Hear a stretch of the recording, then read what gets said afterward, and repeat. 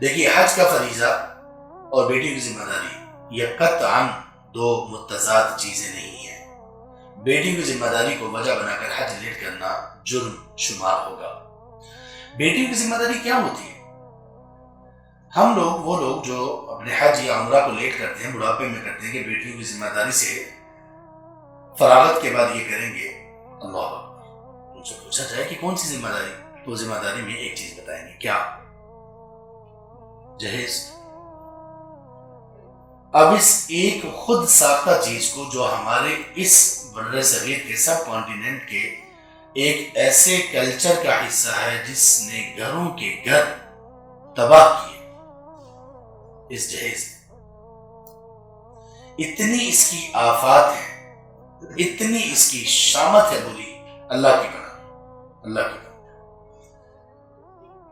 تو اس ایک خود ساختہ چیز کی وجہ سے جو معاشرے کے لیے انتہائی خطرناک ہے اور کئی طرح کی اس میں شر ہے، اور اس جہیز کی سب سے بڑی شر یہ ہے کہ بہت سارے لوگ اس جہیز کو بیٹیوں کو دینے کے بعد ان کو وراثت میں حصہ نہیں دیتے۔ دیکھیں، خود ساختہ چیز کی وجہ سے بندہ کہاں کہاں پر اللہ کا مجرم بنا، اور اس میں سب سے بڑھ کر بڑے مجرم، اور صرف مجرم نہیں ان کو بلکہ بے حیا کہا جائے تو بہت مناسب بات ہے، یہ بھی ان کے لیے چھوٹا لفظ ہے، جو مرد حضرات خود اس کی ڈیمانڈ کرتے ہیں۔ تو ہم یہ کہتے ہیں کہ ان کے لیے ہمارے پاس تجویز یہ ہے کہ جس بندے نے ڈیمانڈ ہی کرنی ہے جہیز کی، جس مرد نے، تو بھئی اب اتنی تکلیف کیوں کر رہے ہو اس خاتون کو ان کے گھر سے لے جانے کے لیے؟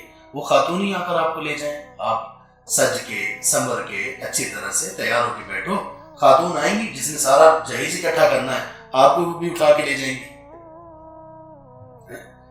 اللہ تعالیٰ نے مرد بنایا تو مرد بنو نا بھائی، اللہ نے مرد بنایا تو مرد بنو، مرد قوام ہے، مرد کی ذمہ داری ہے خاتون۔ کتنا عجیب یہ مرحلہ ہے، اللہ عافیت کا معاملہ کرے۔